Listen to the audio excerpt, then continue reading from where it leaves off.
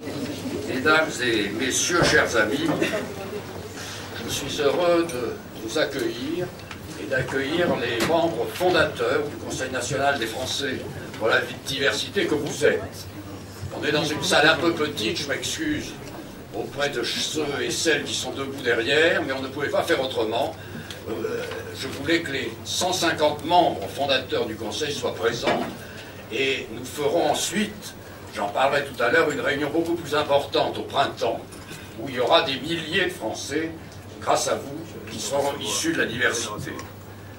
Alors, d'abord, je voudrais vous dire que le vieux gaulliste que je suis se rappelle dans l'appel du 18 juin 40. De Gaulle disait « La France n'est pas seule. Elle a derrière elle un vaste empire. » Eh bien aujourd'hui, je crois que l'on peut dire que Nicolas Sarkozy n'est pas seul. Il a derrière lui beaucoup de Français de la diversité. Je voudrais, en commençant, vous dire deux anecdotes que j'ai vécues ce week-end, mais qui sont, je crois, représentatives. L'une, j'étais avec des Français regroupés dans les Mariannes de la République, une association, qui avait organisé 3 jours en l'honneur des tirailleurs morts pour la France, au cours des 2 dernières grandes guerres. Et il y avait parmi eux des Français originaires d'Asie, d'autres d'Afrique, et nous avons déposé hier une gerbe sur la tombe du soldat inconnu à l'Étoile. Après avoir dit quelques mots, nous êtes recueillis. Il y avait un petit garçon très mignon, une petite fille déguisée en Marianne, tous les deux, l'un issu d'Asie, l'autre d'Afrique, et nous avons chanté la Marseillaise. Je peux vous dire que la Marseillaise chantée par des Français originaires d'Asie, d'Afrique, qui venaient célébrer les morts pour la France, souvent de leur famille, c'était tout de même un témoignage émouvant et qu'il faut rappeler à tous les Français. Le second, c'est que avant-hier soir aussi, j'étais à une cérémonie organisée par les Français d'origine indienne qui avaient organisé une exposition dans le 15e arrondissement en l'honneur de Gandhi.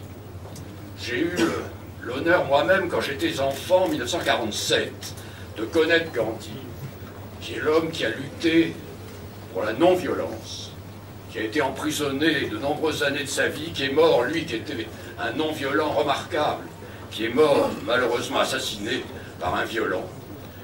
Et je trouve que ces Français originaires de l'Inde, qui sont représentés naturellement ici, eux aussi, ils ont droit à se réunir dans ce Conseil national et on les y accueille avec plaisir. Je voudrais d'abord aussi vous lire quelques mots d'un message que le président de la République a demandé à Olivier Biancarelli, qui est son conseiller politique et qui sera là d'ailleurs avec nous tout à l'heure, a demandé à Olivier Biancarelli de m'écrire. Monsieur Nicolas Sarkozy m'a confié le soin de vous remercier vivement de votre démarche. Le président de la République a bien reçu en effet le courrier par lequel vous avez souhaité lui faire part de la mise en place, début novembre, du Conseil national des Français pour la diversité, en lui transmettant un exemplaire de la lettre que vous avez adressée aux futurs membres de cette instance. Il se réjouit de cette étape décisive dans le cadre de la mission qui nous a été confiée pour lutter contre les discriminations dont peuvent être victimes nos compatriotes issus de la diversité et leur permettre de prendre toute leur part dans notre vie sociale, économique et citoyenne. Et puis quelques mots que m'a écrite Simone Veil, qui est aussi une de nos présidentes d'honneur et une de nos inspiratrices, et qui m'écrit « Je suis heureuse de t'adresser mes encouragements et les vœux de réussite que je forme au succès de ton initiative, afin qu'elle constitue un pas significatif dans la voie de l'intégration. » Alors nous avons ce soir les membres fondateurs de ce conseil. Ils ont tous été choisis un par un, une par une, en raison de leur passé, en raison de leur rayonnement dans les communautés dont ils sont issus, et qui vont travailler concrètement. On va faire 16 commissions, où chacun pourra s'exprimer et travailler, et puis on a des présidents d'honneur. En dehors de Simone Veil, je suis heureux d'accueillir ce soir Romain Pompidou, qui est le petit-fils du président Pompidou, et qui est un artiste, un homme de théâtre, et qui souvent dans ses troupes, dans les troupes qu'il crée, met des Français issus de la diversité. Et donc, à ce titre, je les fais venir avec grand plaisir.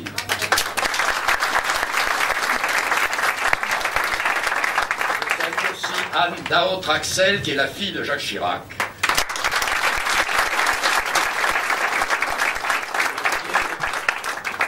Et qui est d'origine vietnamienne, mais qui lutte aussi pour que les Français de la diversité aient toute leur place.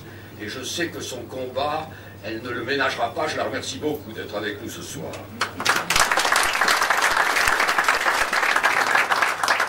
Dans les présidents d'honneur, nous avons aussi Pierre Génie, qui est le secrétaire perpétuel de l'Académie des sciences outre-mer. Une académie qui donne une large place à ces débats, et dont j'ai l'honneur de faire partie, qui donne une large place à ces débats, à tous les problèmes qui se posent au-delà des mers, et qui est un homme sur qui on peut compter, qui était déjà d'ailleurs président d'honneur de l'UDR, dont je parlerai tout à l'heure. Nous avons aussi parmi nos présidents d'honneur Thierry Olive, je ne sais pas si il est là, directeur de cabinet du maire de Châtenay-Malabry, mais qui est aussi président à l'UMP de la fédération professionnelle. Nous avons Jean-Patrick Macosso, il est là, chef d'entreprise brillant, qui est issu de la diversité, qui symbolise la capacité des Français de la diversité à diriger des entreprises. Et puis, nous avons dans les présidents d'honneur Myriam Mimoun,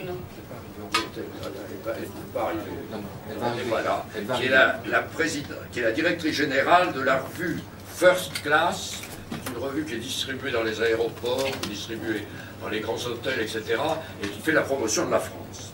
Et alors nous avons déjà une organisation dans ce Conseil national. Il y a 3 secrétaires généraux, 2 femmes et un homme. Une femme qui est Antoinette Montaigne, qui est là, qui est présidente du REN. Elle est elle-même, naturellement, élue, et elle apporte, par son savoir-faire d'élu, beaucoup aux Français de la diversité, dont je dirai tout à l'heure combien je souhaite qu'il y en ait de plus en plus à l'Assemblée nationale, au Sénat, dans les assemblées territoriales, dans les assemblées municipales. Nous avons comme secrétaire général également Min Mai. Où est-il, Min? Ah, de ce côté, pardon.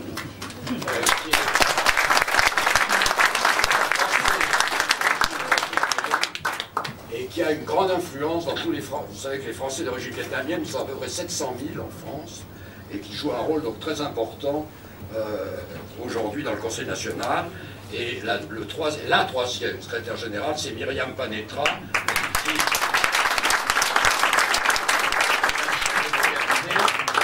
qui est en même temps présidente du Conseil national des jeunes. Car comme vous avez pu le voir, nous avons un Conseil national des jeunes qui est très actif, qui multiplie à l'heure actuelle les entrées, et évidemment c'est souhaitable car nous travaillons tous pour les jeunes et pour l'avenir.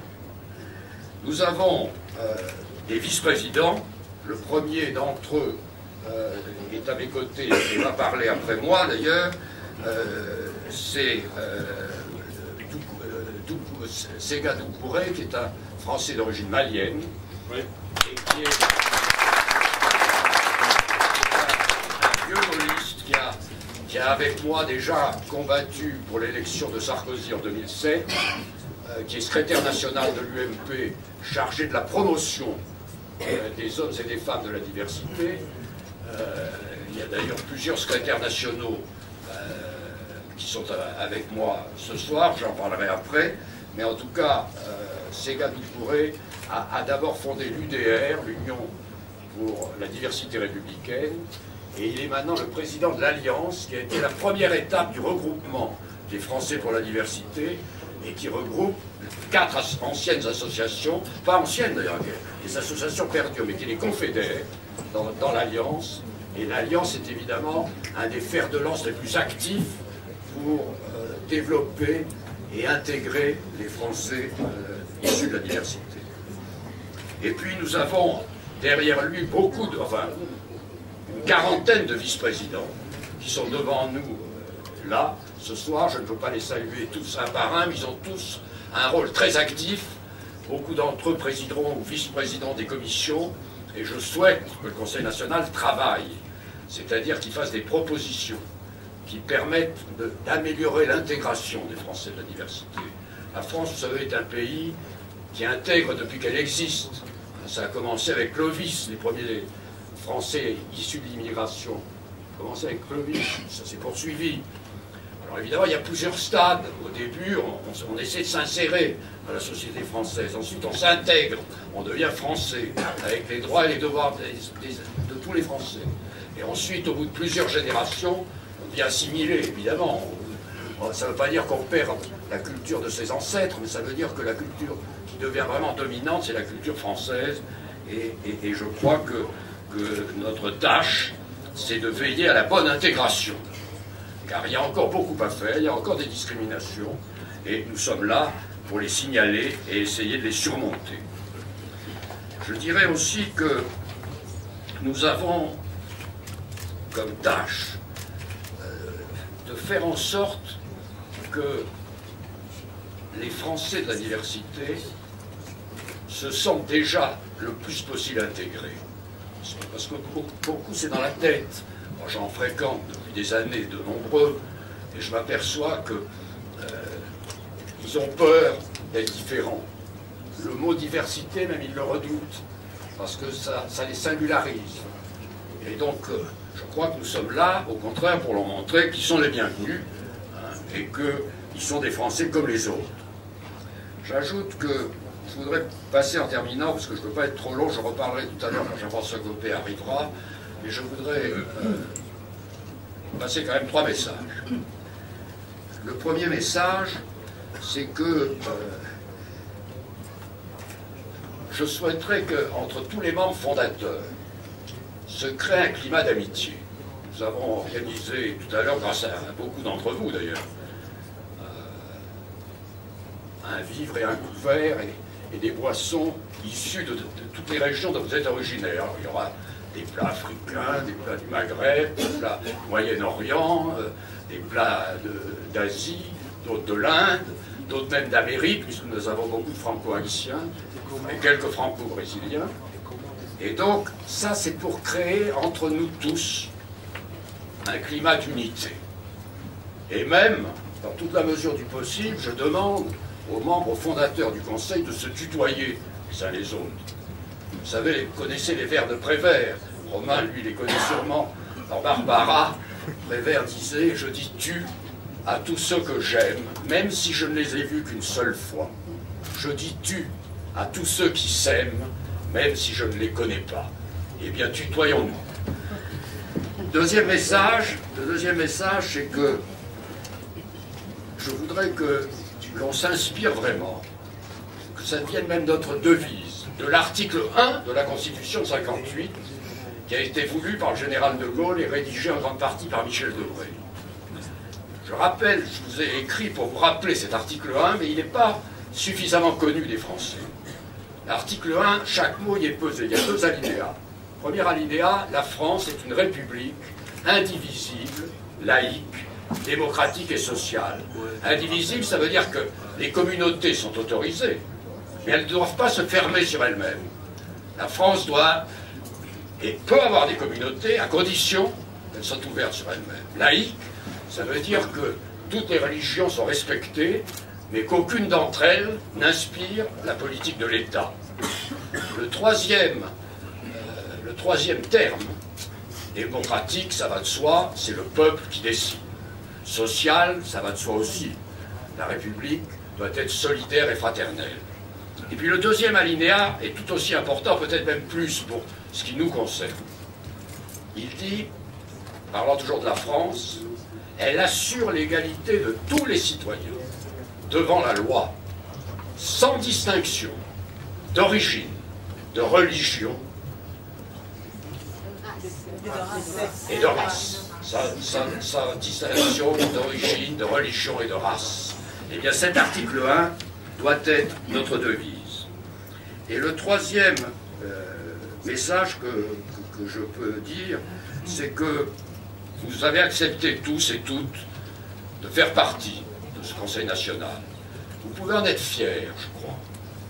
Et vous direz un jour à vos enfants ou à vos petits-enfants, quand on a assuré l'intégration des Français de la diversité, j'étais membre fondateur du premier Conseil national qui existait pour cela. Et moi, de mon côté, je peux vous dire que, de tout mon cœur, que je suis heureux de pouvoir vous dire à chacun et à chacune d'entre vous, mes chers compatriotes, je vous remercie.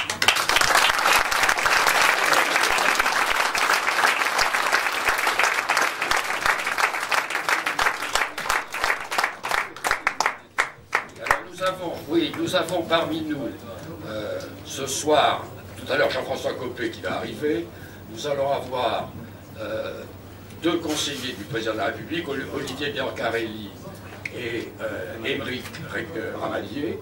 Nous allons avoir, il y en a un qui est déjà arrivé, c'est le conseiller du ministre de l'Intérieur, Franck-Philippe Georgin, qui s'occupe plus précisément des Français de la diversité. D'ailleurs, je les remercie de cette démonstration.